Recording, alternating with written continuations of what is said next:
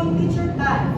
Is that understood, class? Yes, sir. So before we dive into our discussion, please read our classroom rules. Please read. Classroom rules.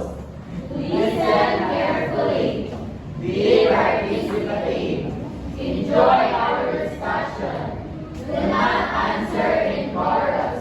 If you want to answer, kindly raise your hand. So, okay, class, did you understood our classroom rules? Yes, sir. So I have an activity class. Do you want an activity class? Yes, sir. So I have an activity that calls the germs that needed a barrier. So this lotion represents the body fluid in our body. So and this letters is the germ. So this group will be our presenter in the front. Please come front.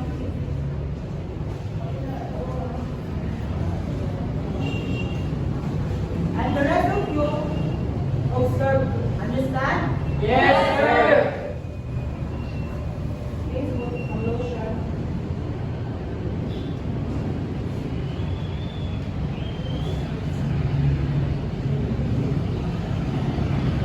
Okay, class. So Mr. Bon is the germ. So I will give Bon a germ.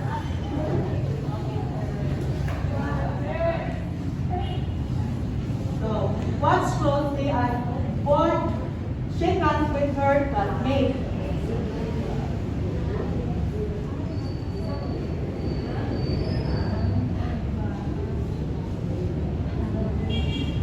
So class, what do you observe in our activity here in front? Sir, So Gilbert? ang kwan sir, kanang girls ay ikanya ko na pasa sa community fund. Good, you have a good point, Mr. Gilbert. So to avoid this kind of incident, we should have safe protocol in procedures. So will be tackled in later na lang siya class. Yes, And what do you think is our topic for today, class? Yes, sir. So you have a good point. Another. So Viruses, sir. you have a correct. She has a beautiful mind.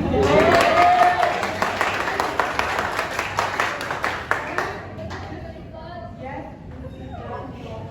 Our topic for today is HIV and AIDS. So before that, please read our objective.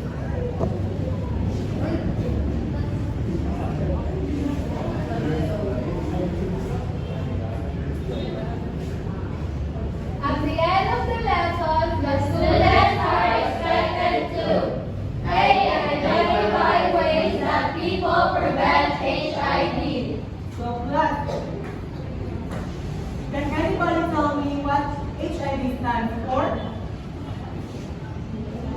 No, sir. Yes, Miss Rona. I think it's human immunodeficiency virus. Correct. Rona has a great mind.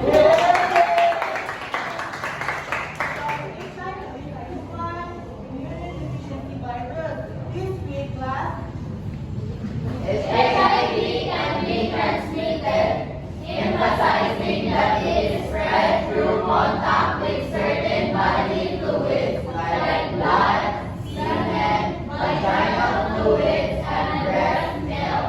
So class, ang HIV nuclear class is ma-spread na siya through blood and vaginal fluid and kanang breast milk, then sa semen. So, isa example, ganito siya sa jail. Sa jail namin sa class, ma-spread siya ang HIV dito kay ang ilang needle kay gamito nila, gamito pa din nila sa lain. So, ma-spread siya ang HIV. So, can anybody class ka na mo yung friend na nagka-HIV or wala? So, wala man. So, ako na ako share something sorry, experience. So, kaya na ako yung amiga nga nagka-HIV. So, namunta na siya lang kung taon, kaya conscious siya lang yung mga sa kuwan. Ako nga, dili siya dapat unconscious kay para matambalan siya sa doktor. Motogi, inala siya ako nga, wala siya doktor para ma-treat lang tambal before makadulong sa AIDS. Is that understood, class? Yes, sir. So, can anybody tell me what is AIDS stands for, class? Human AIDS, class, AIDS. None? So AIDS class is acquired immunity deficiency syndrome. So this is AIDS is a serious illness caused by the HIV virus. AIDS is a serious condition because your body can no longer fight off infection. so can anybody tell me what is AIDS stands for, class? None? Answer. So AIDS is acquired immunity deficiency syndrome. So this is everyone. AIDS is a serious illness caused by the HIV virus. AIDS is a serious condition because your body can no longer fight off infections effectively, making you vulnerable to many illnesses. So AIDS class is higher na siya sa HIV. So ang AIDS is diyan ka makatagamtang mga kasakit, kanibuhi, na hindi mo dapat kuwaon, pero makuha, through AIDS, hindi mo maagapan ng HIV. Doon na siya sa AIDS. Dayon. So, did you know, class, there are prevention that helps HIV and AIDS to disappear or something? Yes, sir. So here's the prevention class. This is the first one. Prevention. Use condom before having oral sex, etc. So class, do you know what is condom, class? Yes, sir. So I know that all here knows condom. So ang condom lang siya, class, muna siya makaprotect sa ato ay hindi mag-sex. So wala na kayo makita mas sample sa condom. So wala na siya, class, kaya mo. So next is Never share needles, syringes, or other drug injection treatment. So, there is a number 2 class. Pareho kung example ako sa HIV. So, share the needle. Avoid ko na sa class. Yan na rin matakpan mo sa HIV. Matakpan na rin sa HIV o mo mag-share mo needle, syringe. So, please read number 3. Preventing mother-to-child transmission. So, preventing mother-to-child transmission is matanda na rin sa HIV o mo mag-share mo needle, syringe. So, please read number 3. Preventing mother-to-child transmission. So, preventing mother-to-child transmission is namoy mga kailangan ay ang mother kay infected sa HIV. Please tell them na hindi i-avoid ang breast milk ang bata araw hindi siya matakdan. So, sa other food, naamang pangkanaan nga o ang mama na tatakdan sa HIV rin na both siya, tapos siya sa womb sa mother, may be possible na matakdan ang bata. So, the number 4 is BEP or post-exposure prophylaxis medication. So, class this class or post-exposure medication kay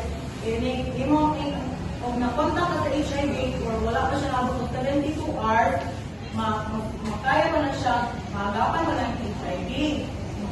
So, kung makatakdan mo HIV ka, kanina adlaw rin, wala pa siya na agad mga talagang tulog ka adlaw, please, asot mo din sa PEP or shot na number 4. Or dili, ato mo sa City Health, office, or o sa norte. So, is number 5. HIV testing and counseling. So, ang HIV testing, kanang diya ang makabalo o positive ba mo or negative sa HIV. So, pwede na po mo magpa-test kung negative ba, okay na siya. Kung positive, okay na po siya, guys. Kabangan man mo, na mo, dito sa plaza. So, orin na mo, i-counseling ka mo dito sa plaza, kaya naman po yung mga kauban dito na mag-test of HIV. So, ako nakapatest na po ko sa akong pagalingon. So, thank Lord, para po ko negative ng class. Okay, class, this is the class prevention of HIV.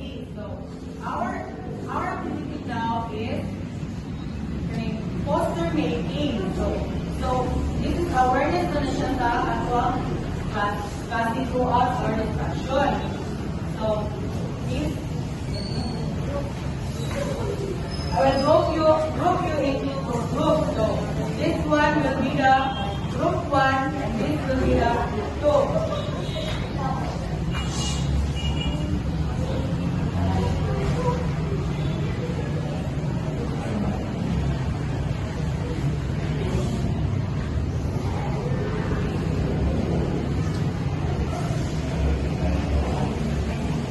I will give you 5 minutes to make a poster about HIV awareness. Timer starts now, right?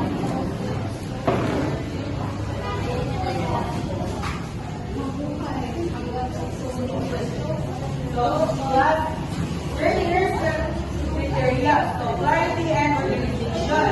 So, excellent, short, presented clearly, and completely, and easy to read and understand. Next is good 4 points and information is mostly clear and organized. So, fair information is somewhat difficult to understand for organization or under presentation. So, this way the visual appeal class select Poster flyer is visually appealing, creative, and engaging. 4 points. Poster flyer is visually appealing, creative, some effective stuff. 4 points. So, creativity and originality. 2 points. Poster flyer demonstrates creativity and originality is opposed to raising awareness. So, poster flyer shows some creativity class.